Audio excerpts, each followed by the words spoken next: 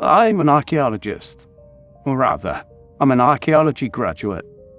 I completed my degree last year, and I've been trying to get onto a postgraduate course since then.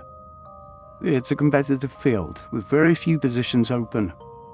I narrowly missed my chance last summer, and I've been working in the bank while I apply for more positions.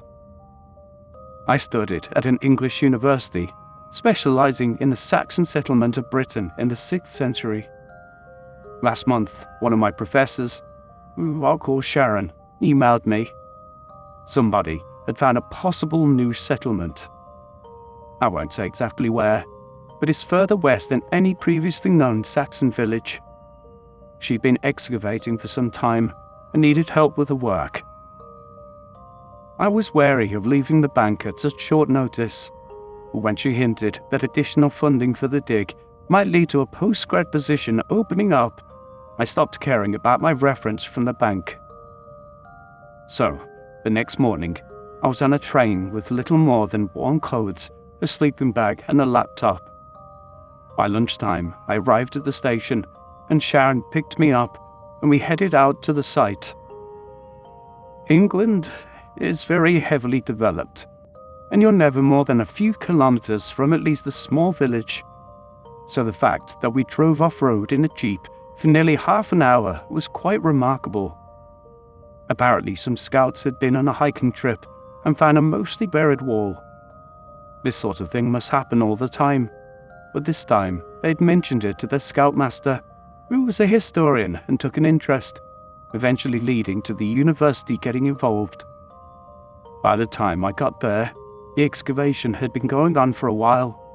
The outlines of several buildings were visible, and I estimated the settlement would have housed around 30 people. Sharon helped me set up my tent and then gave me a tour of the site.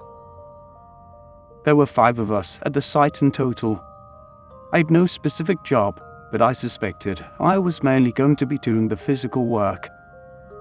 Sharon had 20 years of experience on me, and as the site lead would be responsible for writing reports, the university was going through an efficiency drive, and she had to submit daily reports that justify the expense of the dig. Mark and Penny were undergrads, and Justin was an 18-year-old taking gap year. So, as the second most senior person there, I was also in charge of documentation. We were a very young group, and only Sharon and I were taking any remuneration for the work.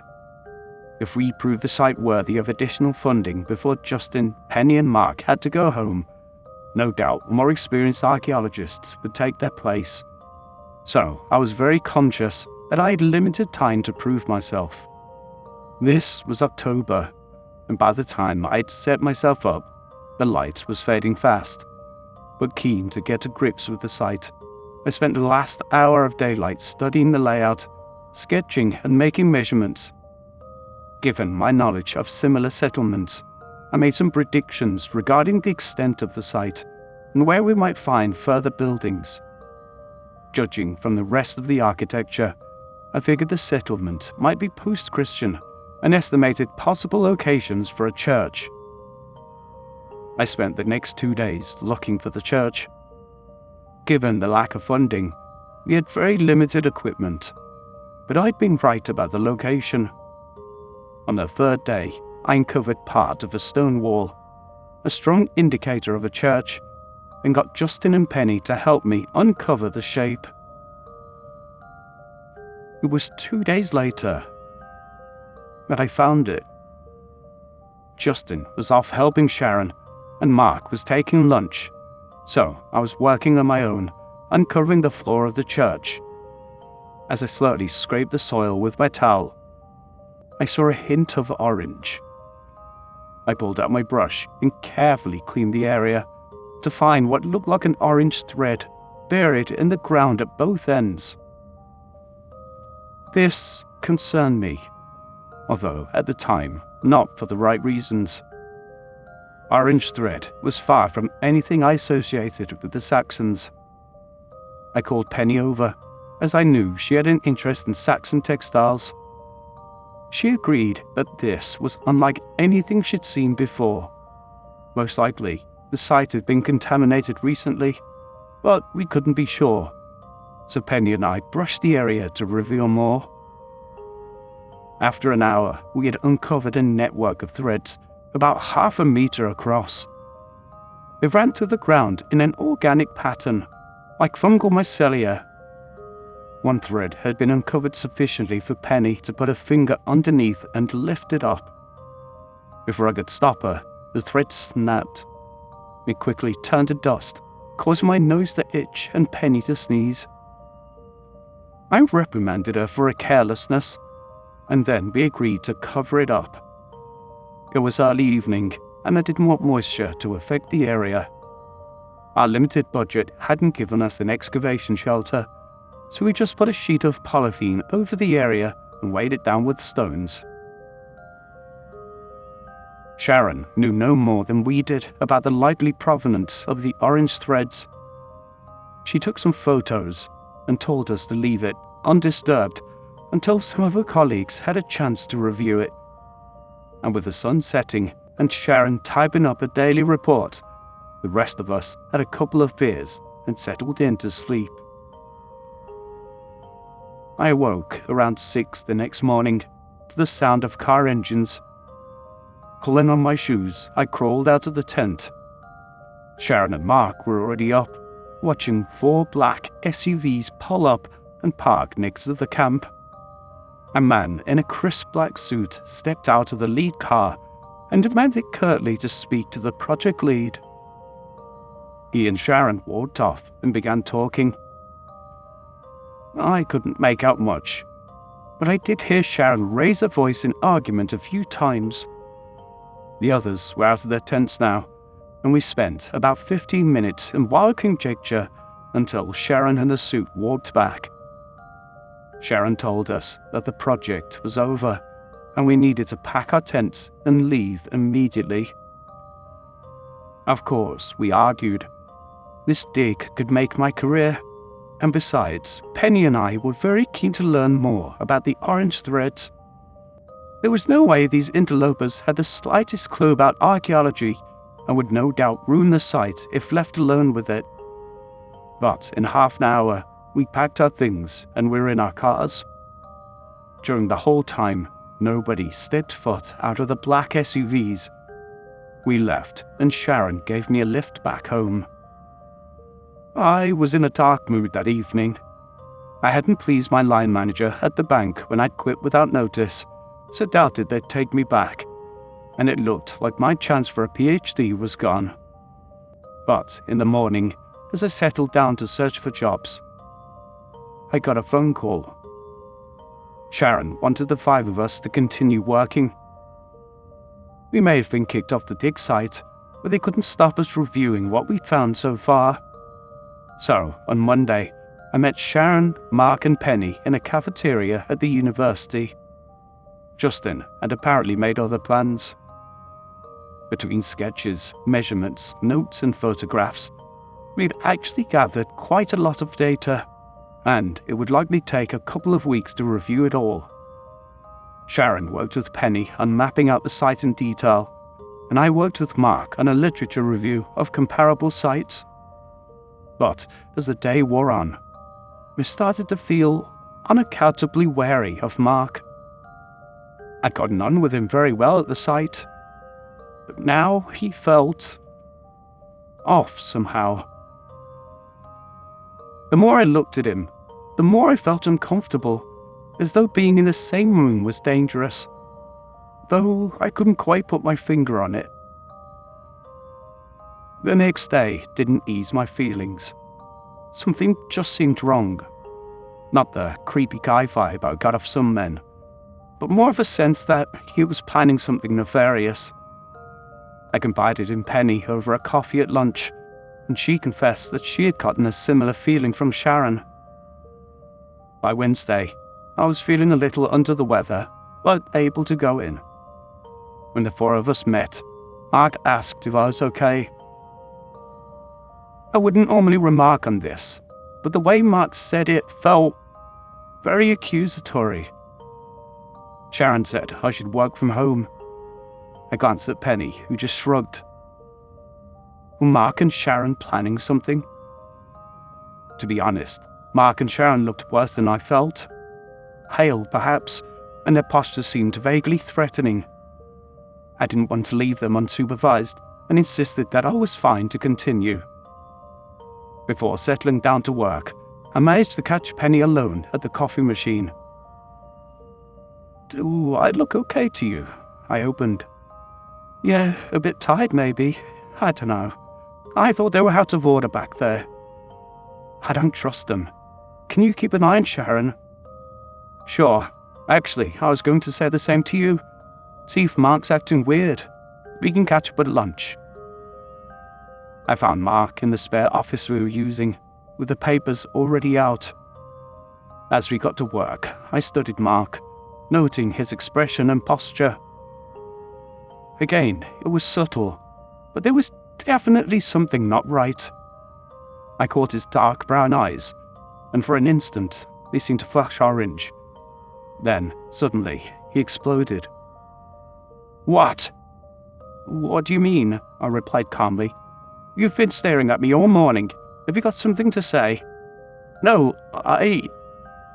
What could I say? Look, if you want to ask me out, just go out and say it." I was astonished. What did he think was going on?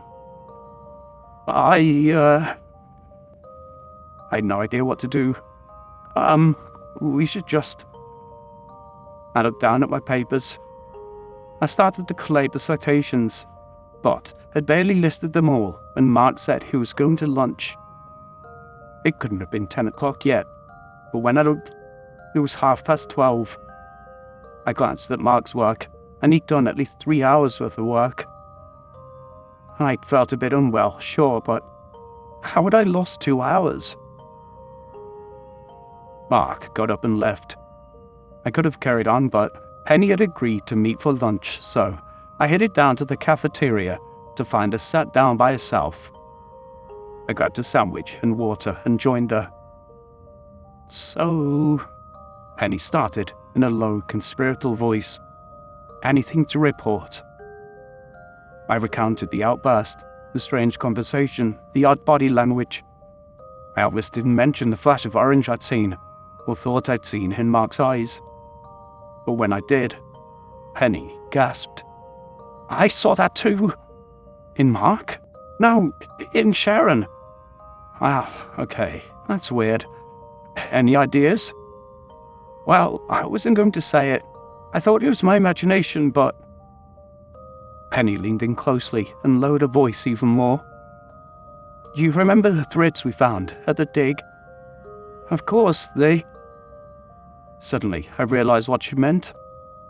They were the same orange, weren't they? "What does it mean?" "I don't know," I replied. "But I've got an idea. Let's meet at 5. No, I don't feel good staying here with Sharon.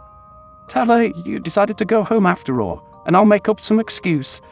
Why don't we meet in my halls of residence? It's only 10 minutes from here." So, Penny and I left the department early. Penny had a single room in her halls of residence, even smaller than my old one, and we cleared as much space as we could on a tiny desk. She offered me a coffee, but I didn't feel like one, and neither did she. The coffee that morning had tasted very bitter, so with a glass of water each and some notebooks, we started writing everything we knew. "What's cordyceps?" Penny had glanced over at my notes before I was ready to compare. I explained what I knew. "It's a fungus. It infects ants and controls their brain. It takes them somewhere more suitable for the fungus to grow and slowly eats them, converting their body into more of itself." Penny looked disgusted for a moment, and then realized what I was getting at.